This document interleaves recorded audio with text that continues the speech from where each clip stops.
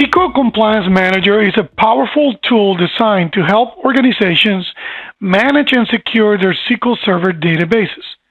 One of its key features is archiving, a process that involves transferring historical data from a primary database to an archive database.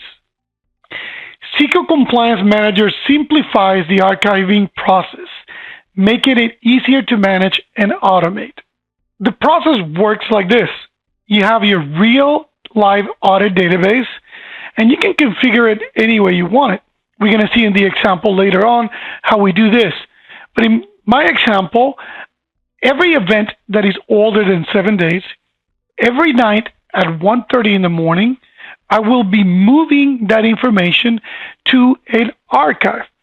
And in this case, I'm going to create an archive for every quarter, meaning that in January, it starts that database, and then it starts writing all that information until the end of the quarter. Once the new quarter goes in effect in April, then we're going to start moving those to the new database that is going to be called SQL CM Archive Taylor, which is the name of my instance, and the Q2. Then after that, in July, when the month starts, is the Q3.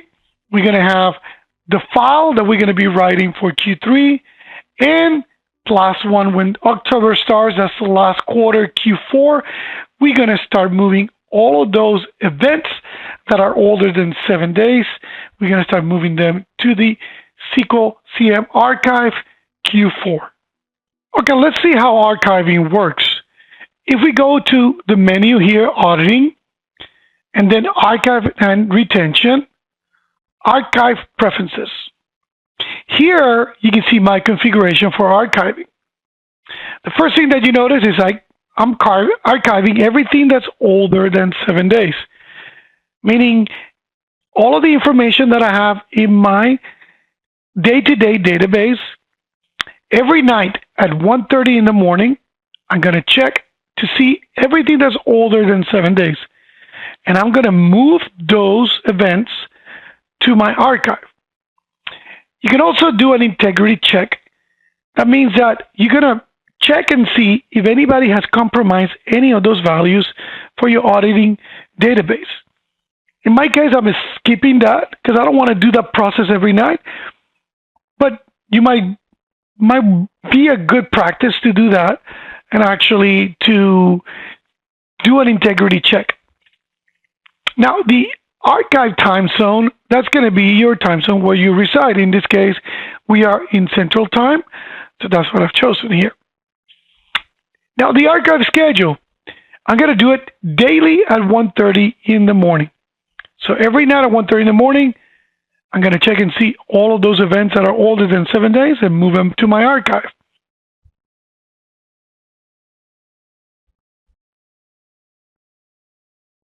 SQL Compliance Manager is a powerful tool designed to help organizations manage and secure their SQL Server databases. One of its key features is archiving. SQL Compliance Manager is a powerful tool designed to help organizations manage and secure their SQL Server databases. One of its key features is archiving, a process that involves transferring historical data from a primary database to an archive database.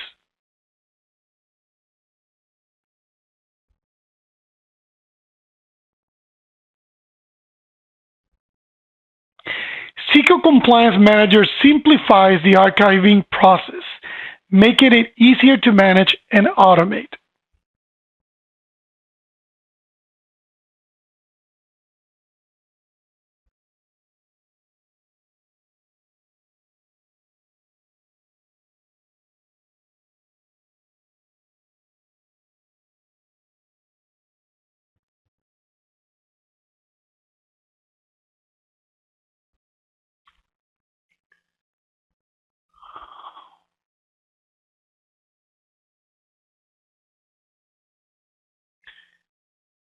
The process works like this. You have your real live audit database, and you can configure it any way you want it. We're going to see in the example later on how we do this. But in my example, every event that is older than 7 days, every night at 1:30 in the morning, I will be moving that information to an archive. And in this case, I'm going to create an archive for every quarter, meaning that in January, it starts that database, and then it starts writing all that information until the end of the quarter. Once the new quarter goes in effect in April, then we're going to start moving those to the new database that is going to be called SQL CM Archive Taylor, which is the name of my instance, and the Q2. Then after that, in July, when the month starts, is the Q3. We're going to have the file that we're going to be writing for Q3, and plus one, when October starts, that's the last quarter, Q4, we're going to start moving all of those events that are older than 7 days. We're going to start moving them to the SQL CM Archive Q4.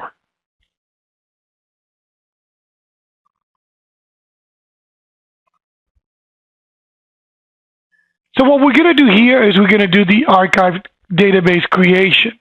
And that is going to have a naming convention, which is whatever name you want to put here.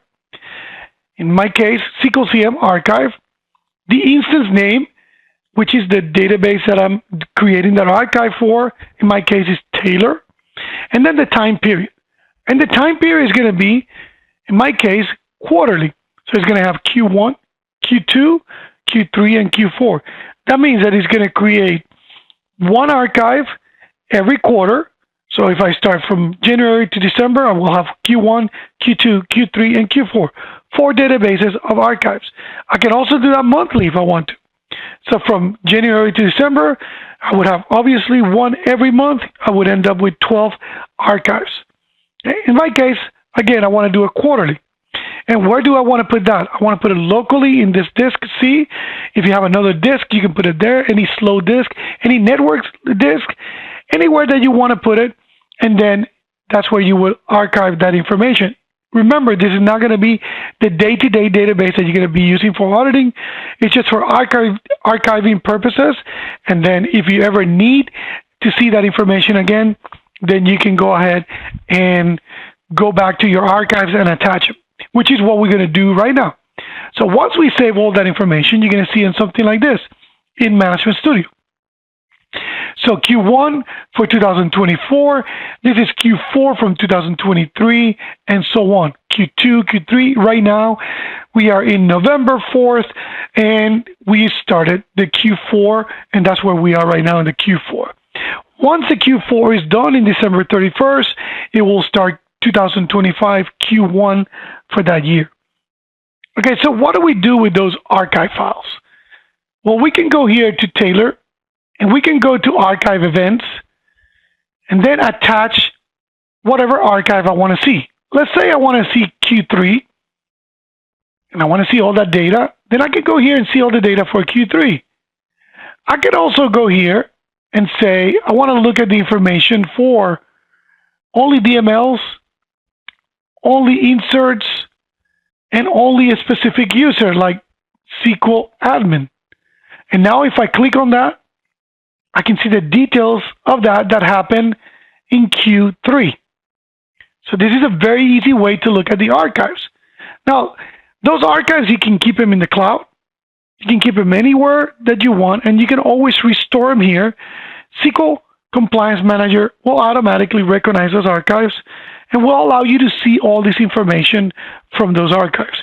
It doesn't matter if it's from last quarter or maybe 5 years ago. You can always see that data here in SQL Compliance Manager.